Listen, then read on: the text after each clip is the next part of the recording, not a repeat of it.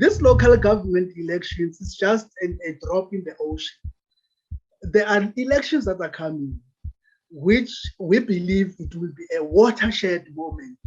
All our unemployed people must go out and vote. So it is upon us in order to advise our communities and our people to say, here is the direction, let's move. Don't vote according to history and nationality and ethnicity. That doesn't work.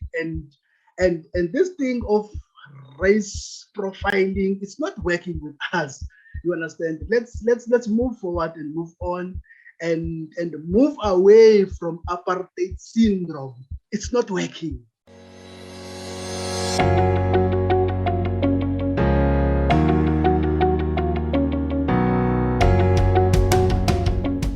Hello, my name is Donald, and welcome to the #1 media company, WorldView. At WorldView, we explore everyone's perspectives on all things that can broaden our worldview. Today, we're talking with Xolile Mpini. Xolile is the Chief Executive of the Langeberg Unemployed Forum. Xolile, welcome to the show. Thank you very much, Donald, and your viewers. And it's much, it's appreciate. I appreciate the fact that you invited me to your show. Thank you very much for that. No problem. And I look forward to this conversation. So, Xolile, we're in the midst of a local election. We are seeing the results trickling in. What is your opinion? It seems like the ANC has been handed quite a drubbing. Look, Donald, my opinion is very simple. Is that if you look at the voter turnout, I must say I am very disappointed. And looking at the complaints, like communities has been complaining about in terms of the dysfunctionality of the municipality, corruption, and everything. Now the opportunity has been presented itself in order for them to change the whole situation. They decided in order to just step back and not go out and vote to change the situation that they've been complaining about all these years. That was very disappointing in me. And by the way, also another observation from our side is that people tend to think that things will just automatically change without their own participation, and thinking that when they are not going out to vote, the ANC will remove itself from power. It's not working like that. And by not going out to vote, it means that you are happy with the status quo, and you, everything is fine with you. There is service delivery, electricity is doing. It's fine. There is no load shedding. Everything is fine. That is the meaning for not going out to vote. So simply to say that it's very disappointing, I must say, and I must register that point. Thanks, Donald. Yeah. To add to that, the head of the ANC elections campaign, Mbalula, has said that these people that did not vote for us, they love us. They just want to send a warning signal. So that adds to your point that if these people had voted for another party, that would have sent them a much clearer signal. You have to change. You have to change things because these voters are not coming back. Yeah, I must agree with him. For the first time I ever agreed with Mbalula, but on this one, I must agree with him.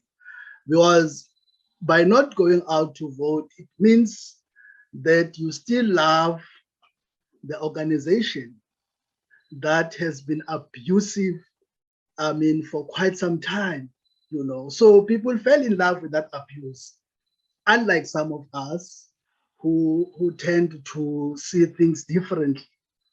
But nonetheless, I don't want also to be very harsh and brutal with them, particularly those who didn't go out to vote. I still have some sort of a hope and also advise other people to be patient with them and start now a process in order to go back to the drawing board to say, what is it that we can do, particularly our organization, we are on the ground. What is it that we can do to change the status quo? Then discussions within our own organization are starting now to happen, because we are saying we've got a human resource capacity.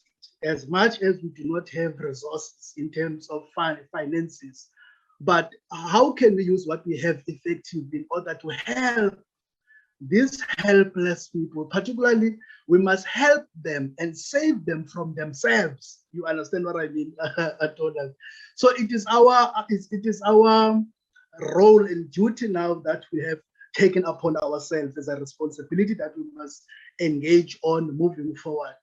This local government elections is just a drop in the ocean. There are elections that are coming, which we believe it will be a watershed moment. All our unemployed people must go out and vote in a particular direction, because we've got our own view as the Langeberg Unemployed. So it is upon us in order to advise our communities and our people to say, here is the direction, let's move. Don't vote according to history and nationality and ethnicity. That doesn't work. And this thing of race profiling, it's not working with us. You understand? Let's move forward and move on and move away from apartheid syndrome. It's not working. You understand? So I think, let me put it there. Put it like that, Donald. Do you think a lot of people say the reason why a lot of these people stayed home is they don't see an opposition party that they can vote for? Do you think that's true? Do you think the opposition has a problem in South Africa, and that they, with their messaging, they fail to capture these votes that could have gone their way? That is, I just want to approach that question differently, Donald, by saying sometimes people are fed up with politicians, and they tend now to just step back and give the politicians the leeway. You understand what I mean? And that is a very wrong approach. You know, politicians have been promising people. If you remember very well, there was a promise, particularly by the president, the former president, it was former President Zuma, who promised about 5 million jobs that will be created. And that promise never materialized. And another president came in, Ramaphosa, promised 275,000 within a space of 3 months, and that promise never materialized. And you must remember, those people you are promising are unemployed, and those people are depressed, they are hopeless, they are hungry. Immediately when you promise them something, they will look forward to that. And when those promises are not materializing, that's when they start to tend to say, no, but these people are not serious about us. Let's just move back, let them do whatever they please.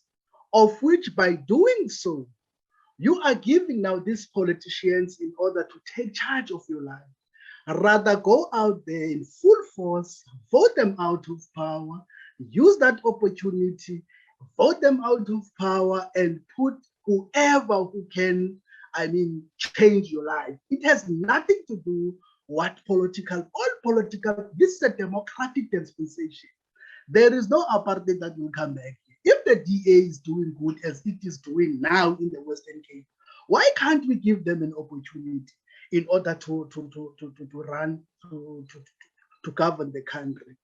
However, we know that will be, it's going to be very difficult. Hence, on the ground, we must work very hard as the Unemployed Forum in order to change the narrative of the status quo.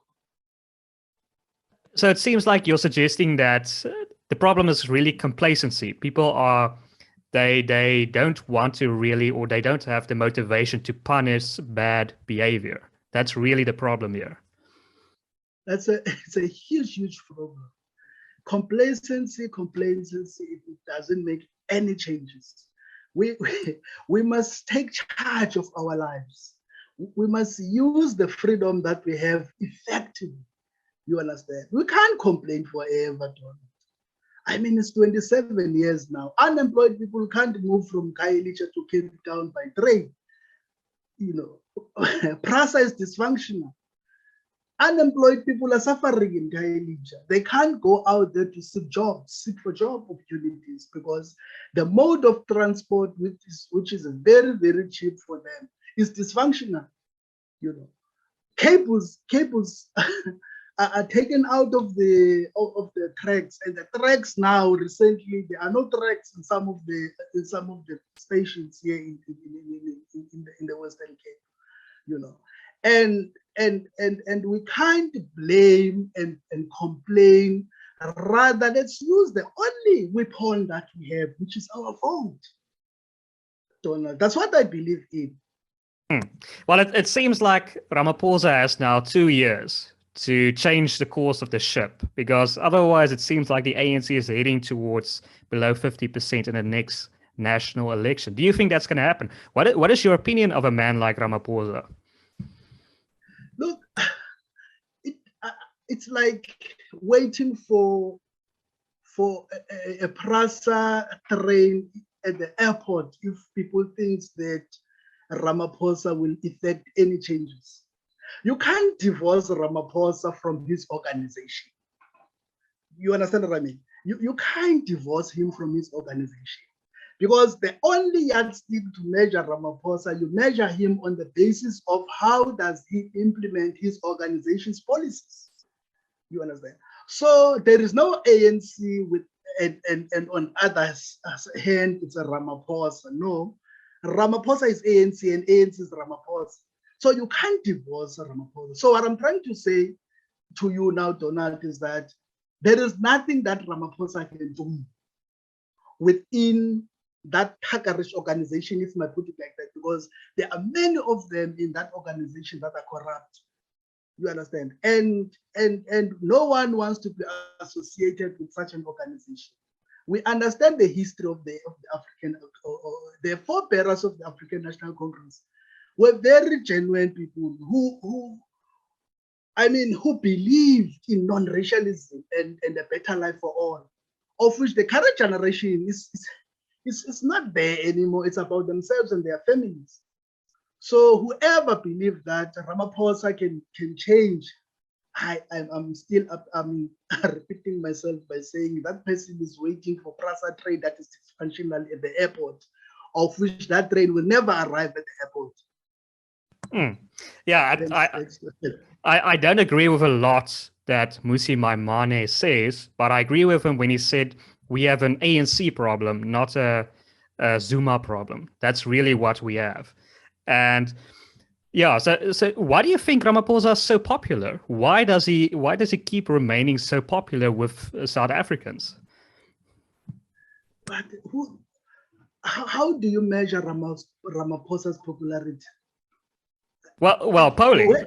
Where is that coming from? Well, polling says that he has about 60% approval rating. Oh, maybe he's popular in his own organization, perhaps in his own faction within his own organization. You know, to be popular as an individual, you must be worried when there is a polling that says, as an individual within a population of about 60 million plus, then the polling says to you that you are popular. You must not be excited about that. You as the leader and the president of the country, of that population of 60 million, your popularity must be measured based on that prosperity that is brought by your leadership to that particular section of the population. And so what I'm trying to say when I said to you that Ramaphosa is not popular on the basis that there is corruption within his organization. How is he dealing with that corruption? State-owned enterprises are dysfunctional. You know, Dinel, people are committing suicide there, Dinel, because Dinel can't pay workers. All state-owned enterprises, I can't remember anyone that is functional in this country. And who is presiding over the state is Ramaphosa. How come such a person be popular? I don't have anything, I don't have any personal vendettas against Ramaphosa.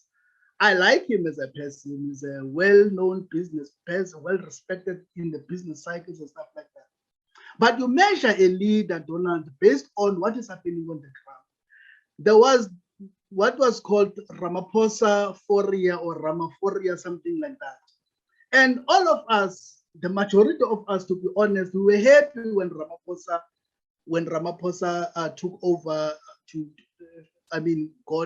got that leadership position. As much as we were happy when Zuma took over, you understand, because we thought based on their promises, there will be prosperity and better life for those who are unemployed and poor.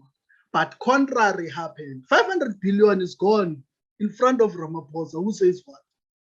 You know, people died. Now, as we speak, all of them, they were campaigning with no mask, with no social distances. They are done now. Their pockets will be full. They will lock us down, Donald. When they are done, they will lock us down because they got what they wanted. So this is the Ramaphosa people are saying is popular. You understand? We are dying here of hunger. Our people are dying of hunger. Ramaphosa is popular. You know, there is no electricity as we speak. Ramaphosa is popular. So that's how I sum up Ramaphosa. I like him. He's a very intelligent guy in business. But this is, you are running a country, a very, very complicated institution. Their current policies will never bring prosperity to our people. I'm telling you. Now that's so interesting. That's how I sum him up. That's interesting. Perhaps there's some sort of disparity between the provinces, because in a lot of the polling, he still is quite popular. I mean, especially if he walks about in many of these townships. I mean, he is mobbed by people who chant Ramaphosa, Ramaphosa. So I don't know. Perhaps there's some sort of disparity between the provinces. Yeah, look, let me tell you about our people. These people who your Ramaphosas are being seen on TVs. So when you see, I'm trying now to give you some sort of the thinking, what is happening in our psychology as a people, particularly in black townships and rural areas. When they see these black SUVs approaching the shacks and stuff like that, they become very excited. You understand what I mean?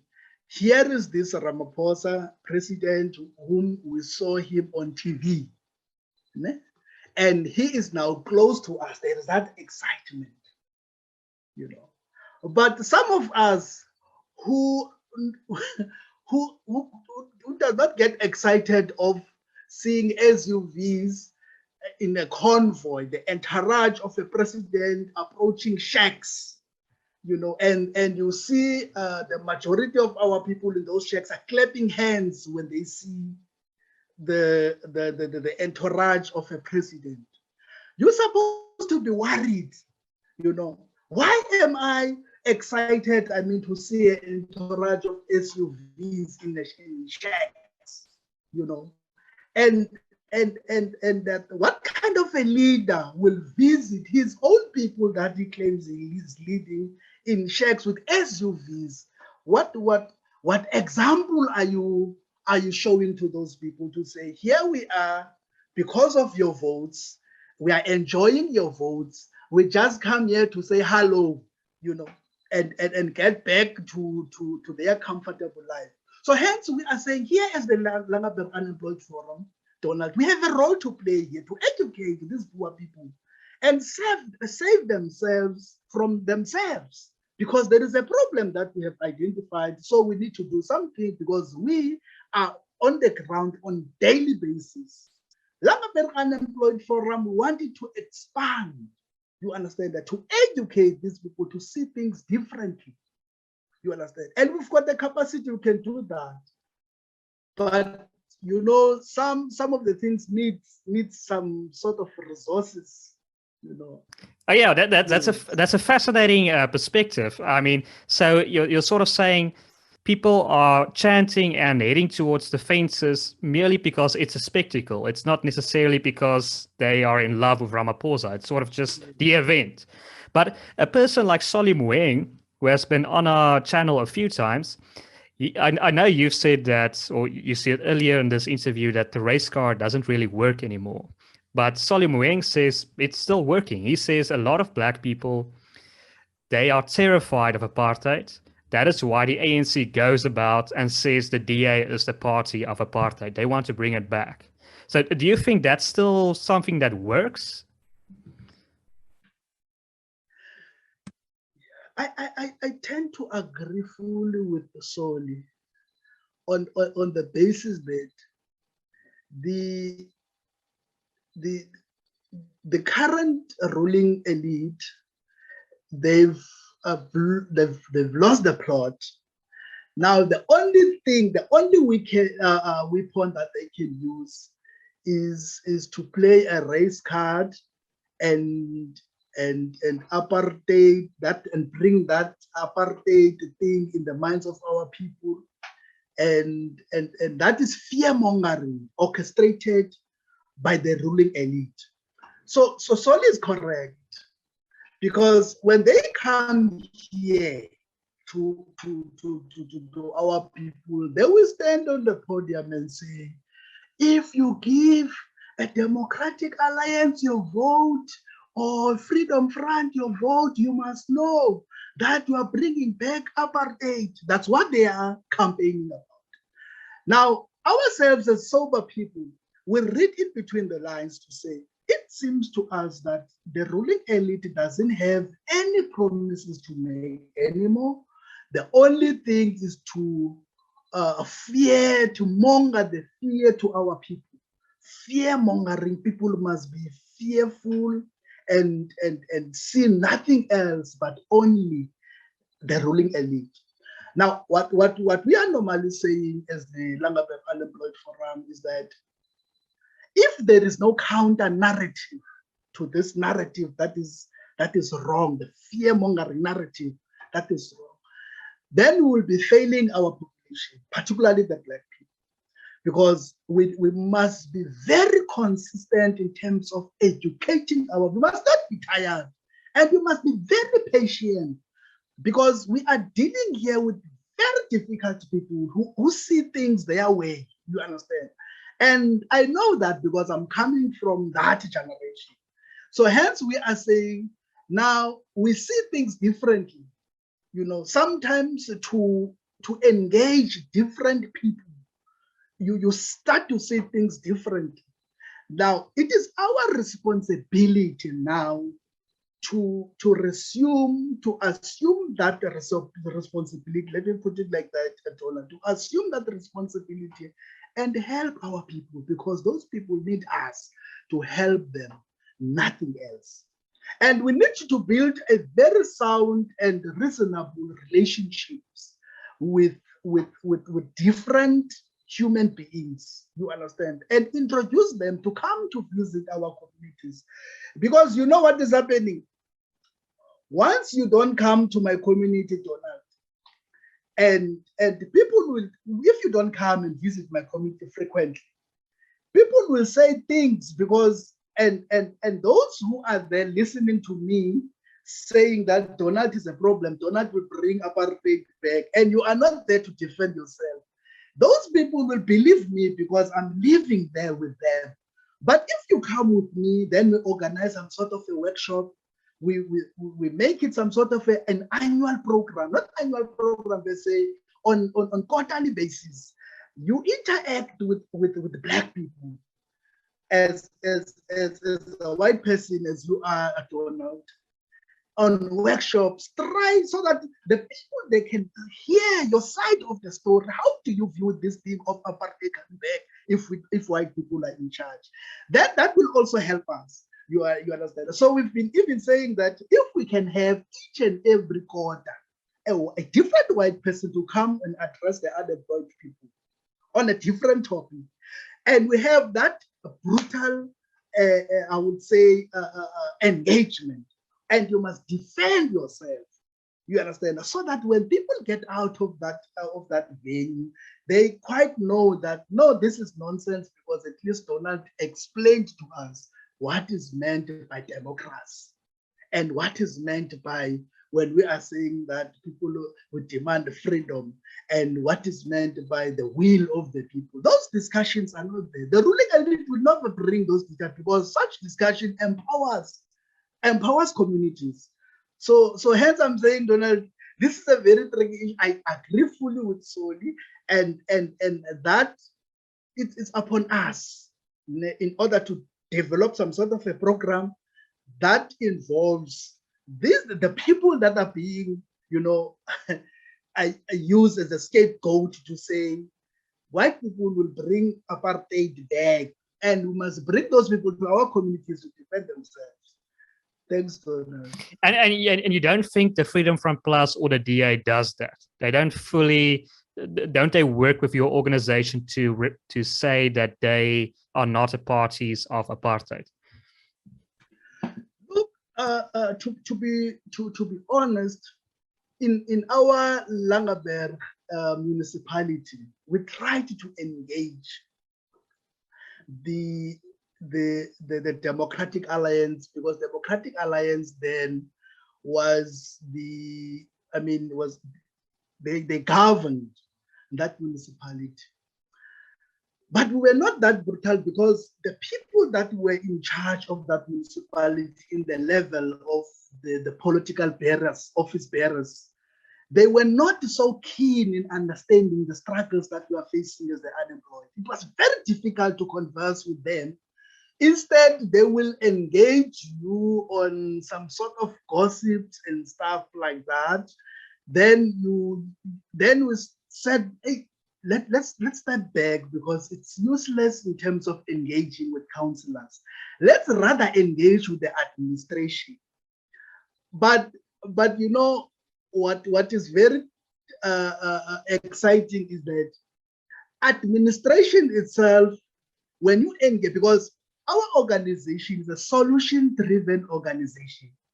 Now, when you engage them on issues that can resolve certain issues within the sector of the unemployed, then they see you some sort of a threat. You understand? So we are caught in between the hard place and the rock, and you can't suck blood out of the rock. Then we decided, let's step back, let's work with communities and start to develop some sort of a common program and leave them there for now, up until their minds cools off. Then later we will engage them, and we're not a violent unemployed forum. We're engaging intellectually, but people tend to run away from us, because we seem now to be, we're not even a radical left. We're not in that radical politics. It's a matter of conversation that we see things differently. Here are the solutions. Where can you fit in this solution that we're putting forward? But nonetheless, those are the issues. But the Freedom Front, to be honest, we've never engaged with the Freedom Front in the level of our organization. But since now we see there are different dynamics now are taking place, and I am sure we will engage, and we see now there are very positive dynamics that are taking place around the country, particularly based on these local government elections. So I think that's a good point to pivot to. What is the Langeberg Unemployment Forum? Can you tell our viewers, what is it trying to achieve? What is it doing? What is the Langeberg Unemployment Forum? Donald, Langeberg Unemployed Forum, it's a forum that deals with only a single issue of demanding that, or advocating for the labor law reforms, because in our own understanding, the way we view these labor laws are not meant for, were not crafted for the benefit of the unemployed, you know, because our own understanding is that these laws are there to regulate the relationship between the employees and the employees through their unions and the employers through their employer association and stuff like that. And you have now in between the government that is facilitating through your CCMAs and other things. So when these laws were crafted, Donald, maybe in the minds of those crafters, they were anticipating, or they anticipated that there will never be unemployment in South Africa, which we believe that their anticipation now is proven to be wrong if that was the case. Because you will find that these labor laws are now shutting the employment opportunities in the faces of the unemployed, permanently so, because on quarterly basis, the unemployment statistics are rising, are very high on quarterly basis. The politicians will always promise jobs, of which is not the duty of the government. So our organization, we are very strong on that to say, look, these labor laws and this national minimum wage, by the way, these things are not beneficial to the unemployed.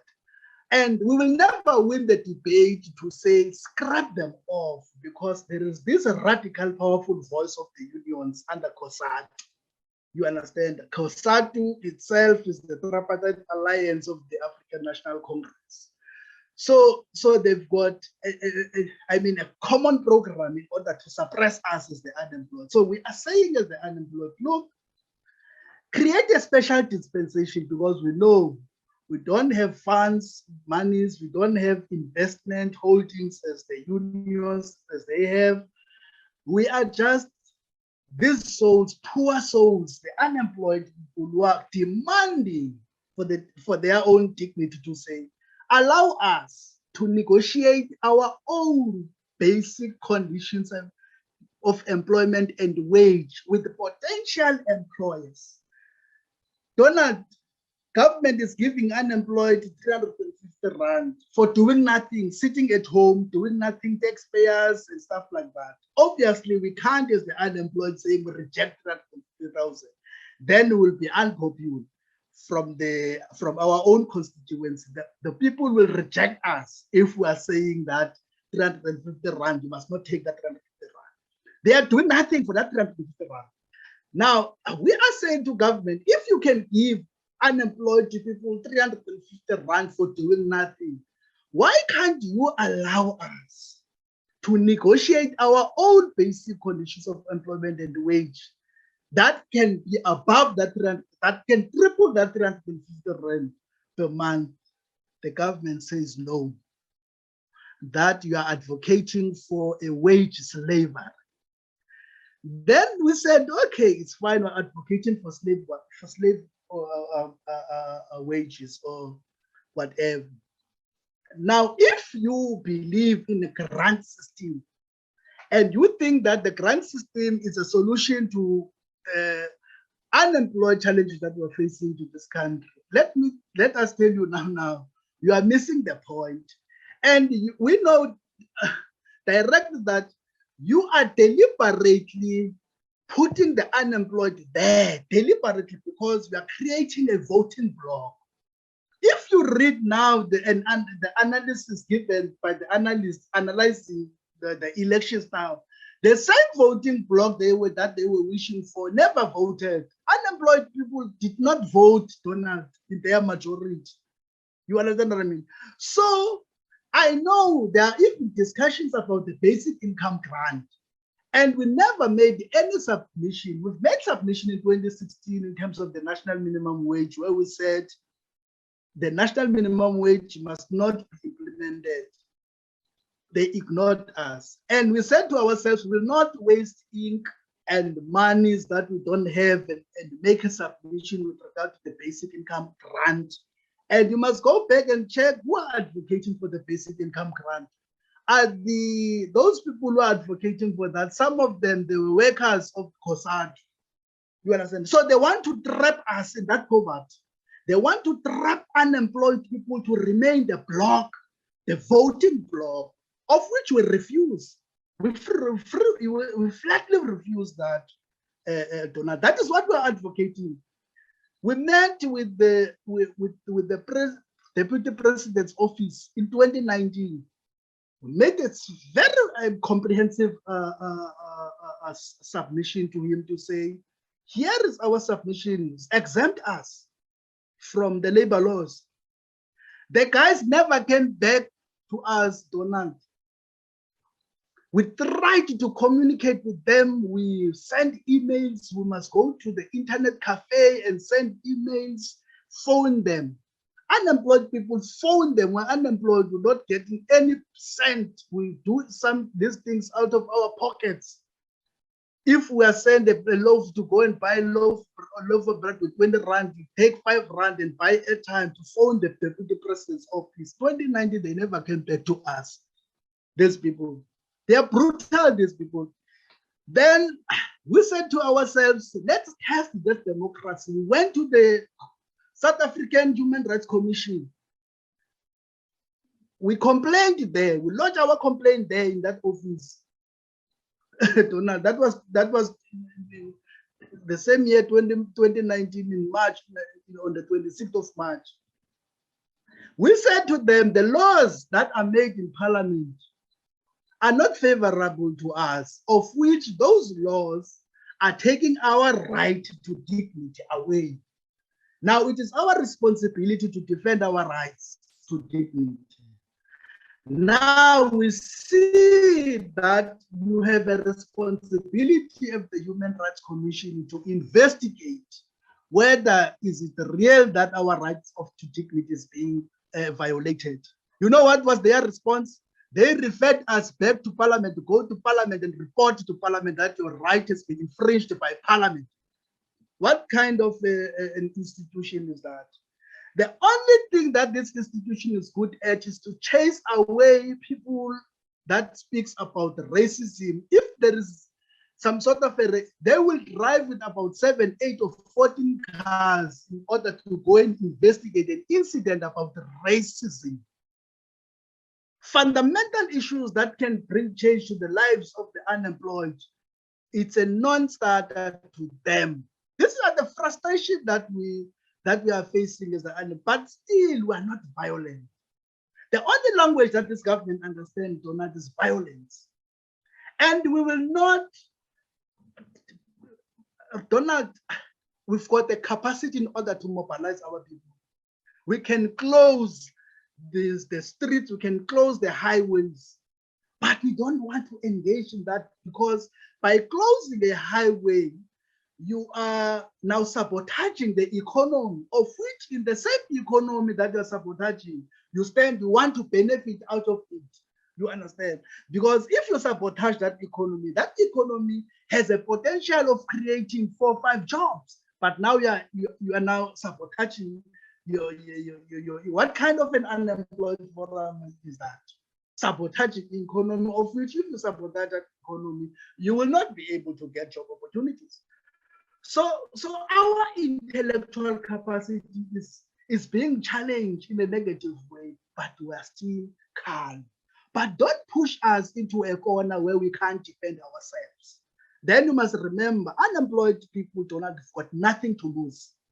July uprising in KZN showed people flames, of which we do not condone that.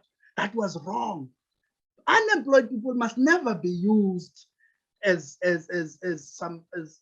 tokens in order to go and vandalize and stuff like that.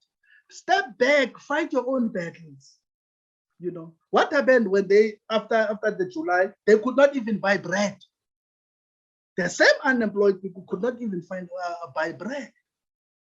that is what we are advocating for is the Langeberg Unemployed Forum, Donald, and we believe our cause is genuine, and as much as we are getting some sort of backlash from those in power, and they will always say that this you are advocating for wage slavery and stuff like that. And I've always argued to say that it depends on which side are you, on which side of the fence are you.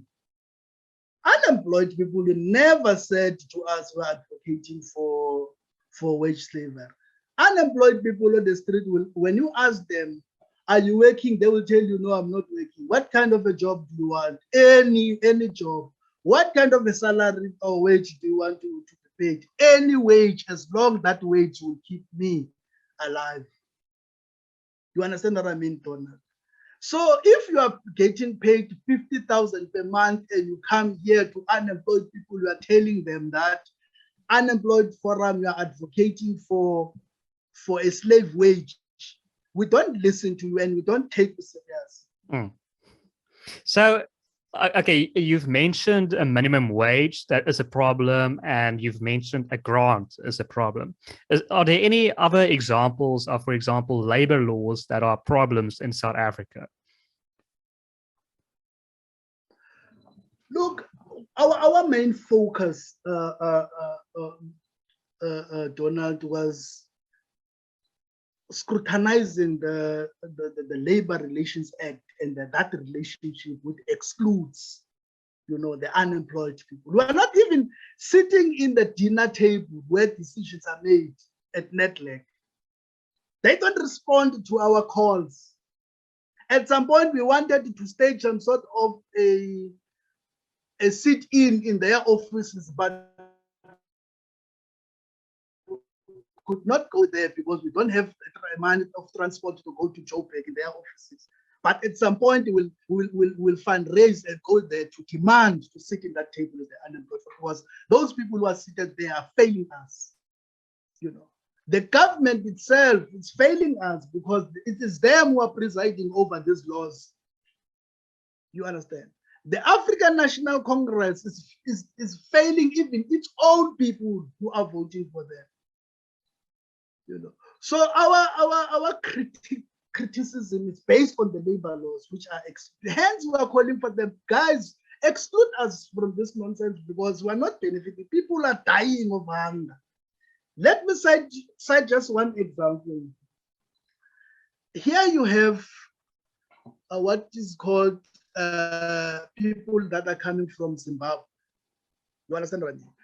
Those people, what we have observed as the Langeberg Unemployed Forum is that their lives prosper in South Africa, and the South African lives, people are unemployed, seated in the corner, smoking, daka, smoking whatever, what is the Turk and Nyaup and stuff like that. As Zimbabwean will come in your township with nothing, you observe that Zimbabwean. When he goes back in December to Zimbabwe, the guy is driving a bike or is driving a car. They are working on farms, they are working on some of the establishment or PNP establishment and stuff like that. And people tried to engage brutally with them, and we said, no, you must step back, don't blame these people. You must blame your own government. You understand? Because what we are advocating for is exactly potential employee, and they get paid, and they get prosper. They prosper in front of our eyes. People are selling tomatoes. Where do they get those tomatoes? Zimbabweans never came here in South Africa with tomatoes. Where do they get those tomatoes? So let's rather learn from the best than to chase them away. We even had a meeting with the tourism office to say, look, gradually, because we see there is this prosperity taking place from the Zimbabweans, and it will be seen that those potential employers are wedge drivers between South Africans and Zimbabweans. So we try now to mitigate that, to say, gradually, take our people. When the inspectors from what you call the Department of Labor come, we will deal with them as they come, and we'll explain to them that we're hungry. Let them allow us in order to negotiate the basic conditions of employment and wage with the potential employers. That's what we believe in. We're in crisis, Donald. I'm sorry to say that. Yeah, that's very interesting that you say that we have to speak to each other, especially if a foreigner like a Zimbabwean comes. If he's doing well, you need to see how he's doing well. Speak to him, right? Learn his tricks. But I've seen on your website you speak about the job seekers exemption certificate. What is that, and what are some solutions to these labor law regulations? Yeah, look. In 2001, because when we started our organization, because you must have clear objectives when you start an organization. Before we launched our organization, we started to research exactly to check what other organizations are doing. There was this particular organization from Limpopo, where they went to Parliament and submitted a petition. It was in 2001. 16 was registered in 2016, but we operated before registered. So we're 9 years in operation, but in 2016 we registered as a non-profit organization. And what fascinated us about this organization, I think it was Xolile Unemployed Movement, something like that. It's from Limpopo. These guys spoke about this job seekers exemption certificate. And when you're reading through the lines, but you say, no man, this is the right thing. Why can't we test this thing and see if it is working just for a period of 2-3 years?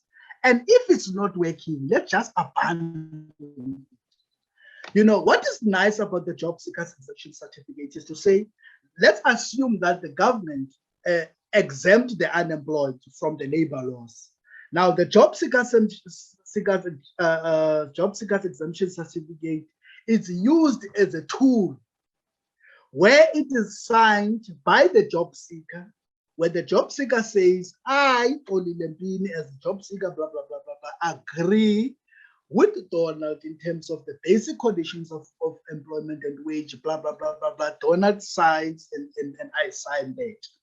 Now, when the Department of Labor comes to say, Donald, how much are you paying your employers? Are you paying your employers based on the prescribed national minimum wage? Then if you say, no, I am not paying my employers based on the prescribed national minimum, obviously they will charge you for non-compliance. Now, if you have that certificate as the employer to say, look, myself and Xolile, we have agreed on this basic conditions of employment and wage outside the ambit of the national minimum wage. So it's an agreement between me and you. That will be fine. So no potential employer will be charged for non-compliance because you've produced now this certificate. And what is good in this relationship is that if in between, when the game is on, then now you as the employer wants to change your rules, and I as the employee do not agree with your rules, within 24 hours I can just resign there, take my certificate, move on and seek another job. That is a freedom that we are advocating for, Donald.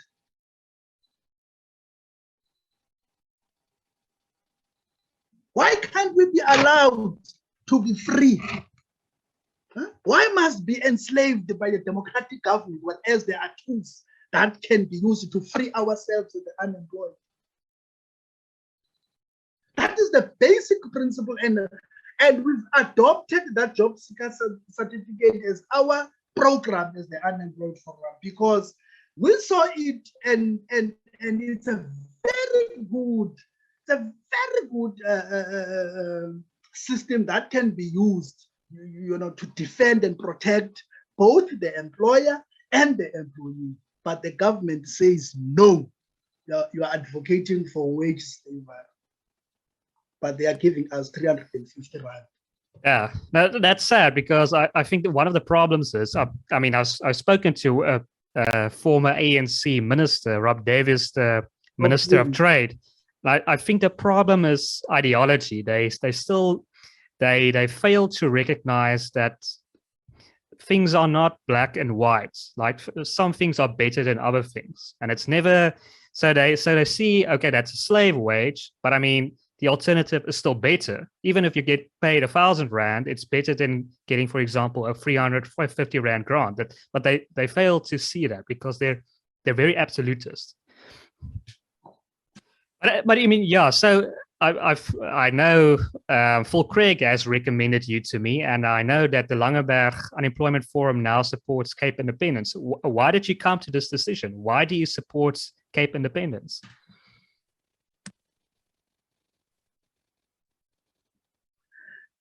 You see, what is good about democracy? You have what is called a right, or a choice. You can choose to associate with any person or any organization. That is democracy. The advocacy group for Cape Independence presented to us a very solid and clear-cut manifesto. And we've engaged with them back and forth with that manifesto for a period of, I think, 6 to 7 months, if I'm not mistaken.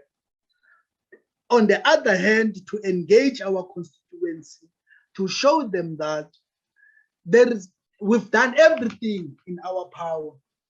We've spoken even to the government, which the majority of the unemployed people voted into power.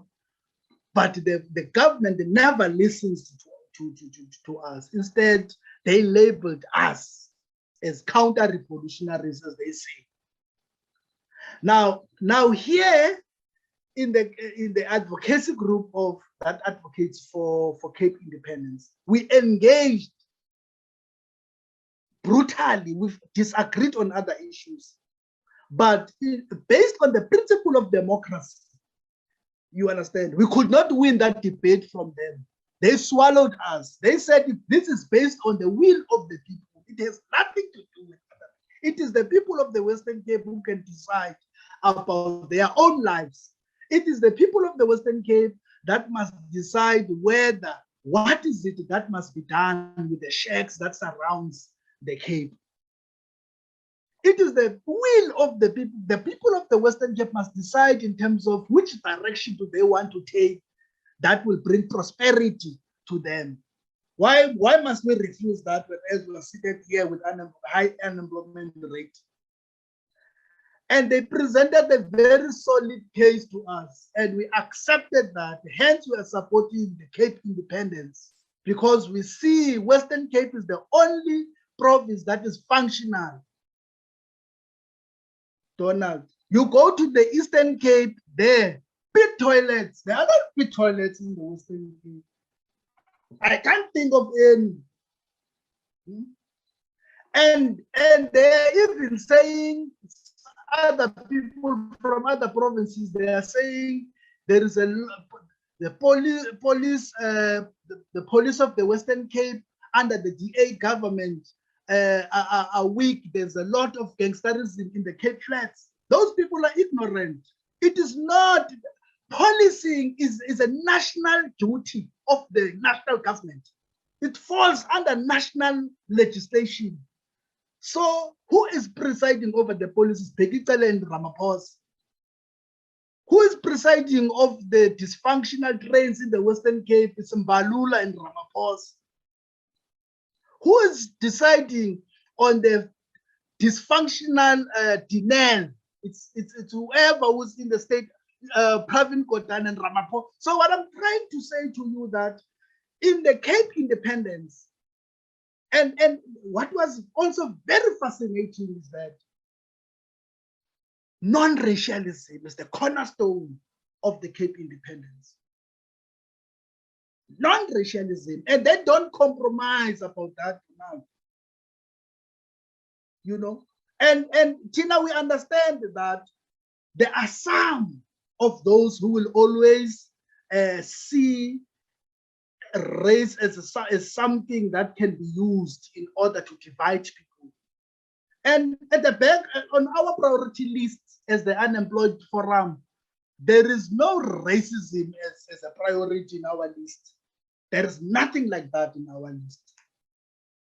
You understand? Here we are being precise. This government presides over policies that exclude other races. We must not shy away about that. Black economic empowerment is a very good policy to empower Black people. It's fine, but that policy exclude very important sector of our people. Mm. You understand? We must not shy away about that. Mm. So I guess so you support Cape independence, but it looks like if you look at the polling that there's a lot of support for Cape independence among coloreds, some lukewarm support amongst white people, but it seems amongst Black people that's where there's the greatest deficiency. If we want to achieve Cape independence, we need a lot more Black support. So why do you think among Black people there's not that much support for Cape independence, and what can be done about it? Look, Donald, I don't want to lie. I don't think we need the majority of Black people to support Cape independence.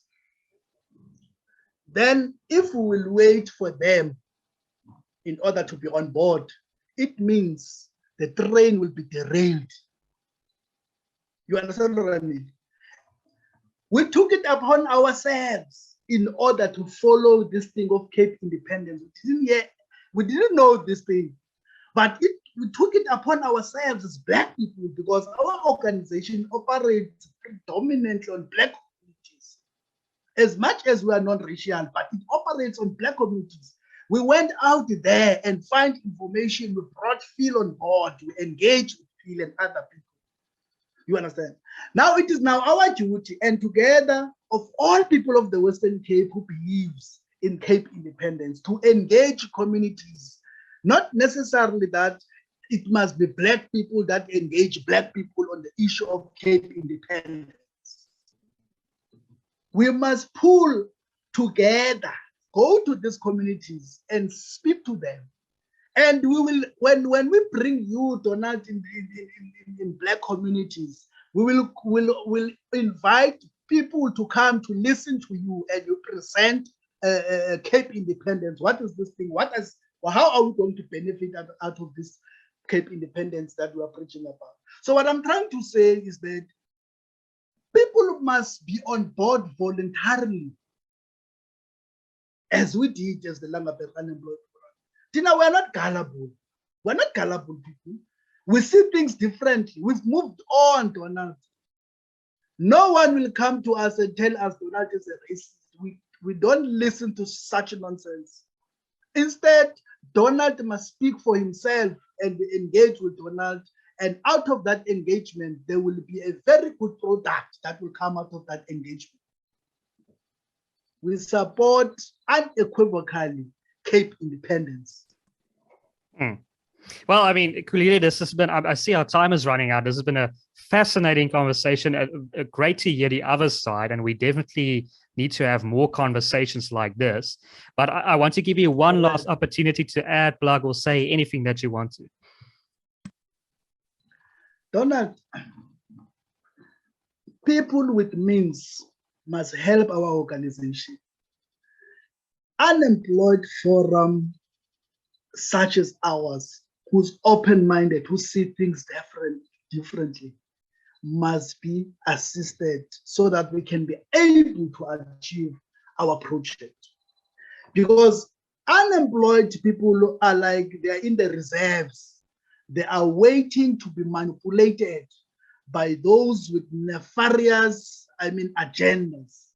They know there are people who are unemployed seated in a corner there, which we can use in order to advance our own interest. You understand?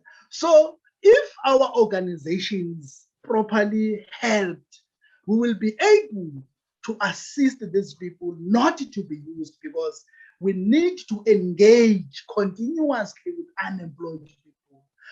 There must be no vacuum left open so that these politicians can come and manipulate unemployed people. You understand? That is very important, of which that component is so critical in such a way that other people are so shocked when we present our case to them. What kind of an unemployment are you? Unemployed Forum are you? Because when we hear the name Unemployed Forum, then we know there is havoc, there is violence that is going to be spoken in that particular meeting. Another very lady, a very nice lady who was presiding over tourism in our area. It took her about 2 to 3 months in order to speak to us, because he was like afraid to speak to us. But when we met and explained to her our advocacy work, the lady was so impressed, and he was like, Xolile, to be honest with you guys, I was very, very reluctant to meet with you, because when it comes to the name unemployed, we know we are dealing with very aggressive people. So what I'm trying to say to you, Donald, is that we need help. People must help us, because we must be, as the unemployed, the first line of defense, because our role is to protect the businesses, because those businesses are there in order to employ us. If they are destroyed, where are we going to work? So helping unemployed people financially and otherwise, it's going to assist even a functioning democracy. Because when these people comes, we'll chase them away to say, no, you don't have a place here. You must go to other unemployed people, because we are sober. You will not come and play with us here. So hence I'm saying that we are available. Our website is available on social media like your Facebook, www.letmework.co.za, and my number is 073-279-8189. So where you can find me. If you want to help us, please do that. Contact us, then we can engage further. Well, I mean, we will definitely put all those details in the description down below for this video. And yeah, I think that's a great initiative, and I hope all our viewers try to help you in any way that they can. But thank you so much for your time, Xolile. This has been a great discussion. To our viewers, if you've made it this far, you most certainly enjoyed this content. So please consider liking this video, sharing it as widely as possible, and subscribing to our channel. My name is Donald, and you've been watching WorldView. Thank you very much, Donald.